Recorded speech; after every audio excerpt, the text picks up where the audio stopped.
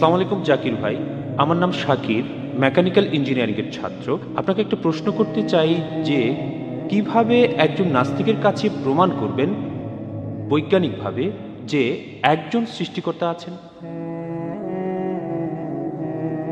ভাই একটা প্রশ্ন করেছেন যে কি করে আমি বৈজ্ঞানিকভাবে প্রমাণ করব যে একজন সৃষ্টিকর্তা আছেন, আল্লাহ সুবহানাহু ওয়া তাআলা আছেন, বিশেষ করে একজন নাস্তিকের কাছে যে কোনো ঈশ্বরকেই বিশ্বাস করে না। আমি প্রথমে যে কাজটা করব সেটা হলো আমি সেই নাস্তিককে অভিনন্দন জানাবো। কেন বলতে পারেন? আমাদের আশেপাশে দেখেন, উনি একজন হিন্দু কারণ উনার বাবা হিন্দু, উনি একজন খ্রিস্টান কারণ উনার বাবা খ্রিস্টান, আর উনি হলেন মুসলিম কারণ উনার বাবা ছিলেন মুসলিম। এই নাস্তিক যদিও জন্মের সময় তার একটা ধর্মীয় পরিচয় ছিল, সে কোন রকম নকল ঈশ্বরে বিশ্বাস করে না। তার বাবা মা যে ঈশ্বরে বিশ্বাস করে তাই সে ঈশ্বরে বিশ্বাস করে না। আমি তাকে অভিনন্দন জানাচ্ছি কারণ সেই নাস্তিক লোকটা শাহাদার প্রথম অংশটা মেনে নিয়েছে। ইসলামিক ধর্মমতের প্রথম অংশ লা ইলাহা, কোথাও কোনো ঈশ্বর নেই। এখন আমি যেটা করব, প্রমাণ করব ইল্লাল্লাহ, আল্লাহ ছাড়া, সেটা আমি করবো ইনশাল্লাহ। অন্য মানুষের ক্ষেত্রে আগে ভুল ঈশ্বরের ধারণাটা দূর করতে হবে আর তারপরে আল্লাহ সুবহানাহু ওয়া তাআলার সঠিক ধারণা দিতে হবে। এখানে আমার অর্ধেক কাজ হয়ে গেছে। সে মেনে নিয়েছে লা ইলাহা, কোনো ঈশ্বর নেই। এবার আমি প্রমাণ করব ইল্লাল্লাহ, আল্লাহ ছাড়া, সেটা আমি করবো ইনশাল্লাহ। সেই নাস্তিককে প্রশ্ন করেন যে ধরেন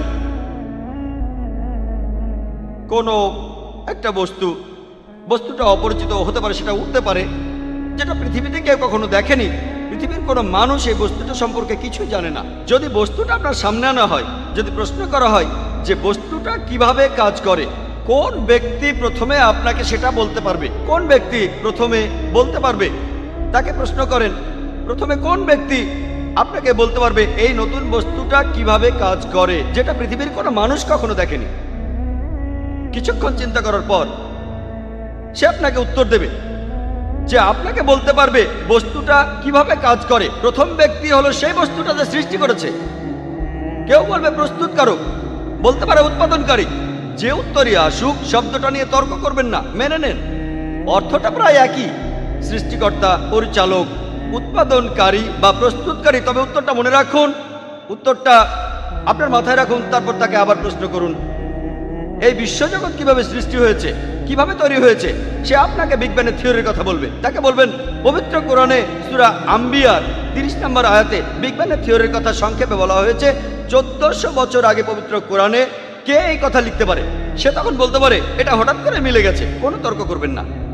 এরপরে প্রশ্ন করবেন, আমরা জানতাম না যে চাঁদের আলোটা আসলে প্রতিফলিত আলো, আমরা সেদিন জানলাম। সে আপনাকে বলবে যে হ্যাঁ, চাঁদের আলো প্রতিফলিত আলো, এটা নিজের আলো নয়। আবিষ্কারটা কবে হয়েছে? সে বলবে সেদিন, গতকাল, 50 বছর আগে, 100 বছর আগে, কিছুদিন আগে জেনেছি। তখন তাকে বলবেন কোরআন বলেছে যে চাঁদের আলোটা আসলে প্রতিফলিত আলো 1400 বছর আগে। কে এই কথাটা বলতে পারে? হয়তো এটাও হঠাৎ করে মিলে গেছে। কোনো তর্ক করবেন না, আপনি বলে যান আমরা জানতাম সূর্য স্থির। প্রশ্ন করেন সূর্য স্থির? সে বলবে না, সূর্য গতিশীল, চারপাশে ঘুরছে। আমরা এটা কবে জানলাম? এই সেদিন, 50 বছর আগে, 100 বছর আগে। কোরআন এই কথা বলেছে 1400 বছর আগে। সে ইতস্তত বোধ করবে। তারপরেও বলতে পারে কোনো বুদ্ধিমান লোক এটা লিখেছে। এরপর তর্ক করবেন না, বলে যান বিশ্বজগতের প্রাথমিক অবস্থা কেমন ছিল, সৌরজগতের সব উপাদান।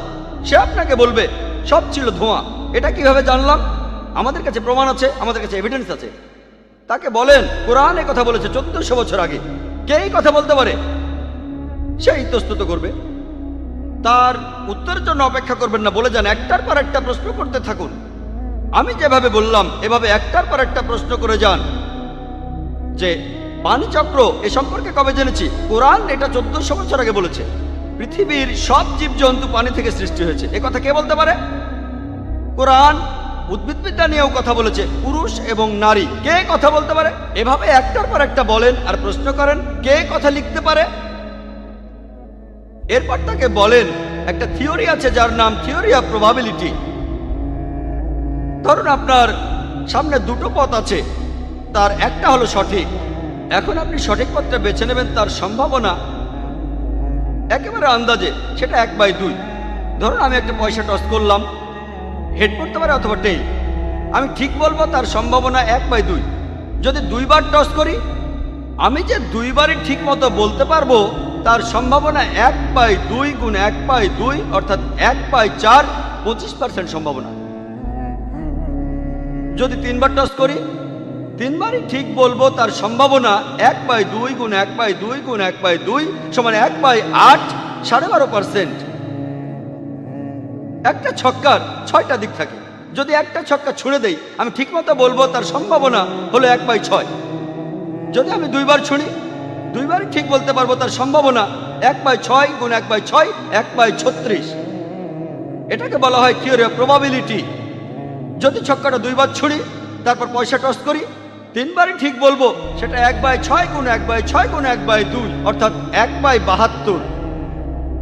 আপনি তাকে বলবেন সম্ভাবনার কথা। যদি প্রশ্ন করা হয় পৃথিবীর আকার কেমন, অনেক উত্তর হতে পারে। কেউ বলবে সমতল, কেউ বলবে ত্রিকোণা, কেউ বলবে ষড়ভুজের মতো, কেউ বলবে একটা পঞ্চভুজ, কেউ বলবে সপ্তভুজ, কেউ বলবে বর্গাকার। ধরেন সব মিলিয়ে 10টা আকার আছে। কেউ বলবে গোলাকার বা বর্তুলাকার। এখন কেউ আন্দাজে ঠিক মতো বলতে পারবে তার সম্ভাবনা হলো 1/10। চাঁদের যে আলোটা, সেটা প্রতিফলিত আলো হতে পারে, আবার নিজের আলো হতে পারে। কেউ আবারও আন্দাজে এটা ঠিকভাবে বলবে সেটার সম্ভাবনা হলো 1/2। এখন এই দুটোই পৃথিবীর আকার আর চাঁদের আলো, আসলে প্রতিফলিত আলো, কেউ আন্দাজে বলবে আর ঠিক মতো মিলে যাবে তার সম্ভাবনা 1/10 গুণ 1/2 সমান 1/20। পৃথিবীর জীবজন্তু কি দিয়ে তৈরি? কেউ বলতে পারে বালি, কেউ বলবে পাথর, কেউ বা বলবে অ্যালুমিনিয়াম, কেউ বলবে আবার সোনা। ধরেন 1000টা উপাদানের নাম বলবে। কেউ হয়তো বলবে পানি, আবার কেউ বলবে রূপা। 1000টা উপাদান, এখানে কেউ আন্দাজে উত্তরটা দেবে সেটা ঠিক হবে তার সম্ভাবনা এই থিওরি অনুযায়ী 1/1000। এই তিনটাই ঠিক হবে তার সম্ভাবনা।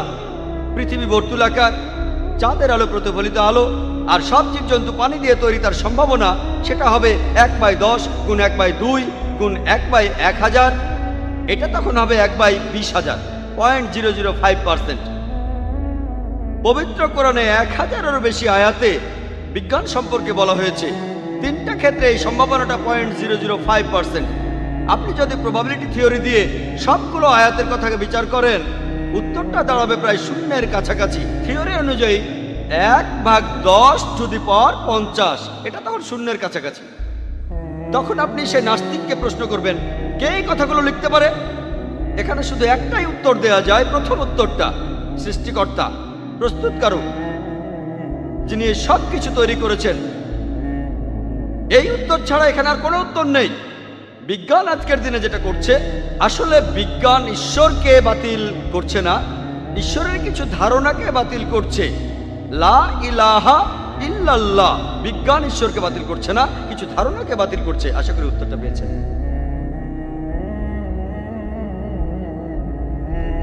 পরের প্রশ্ন মহিলাদের মধ্য থেকে। আসসালামু আলাইকুম ভাই, আমার নাম ফরিদা আনসারি। আমি একজন ল্যাবরেটরি টেকনিশিয়ান।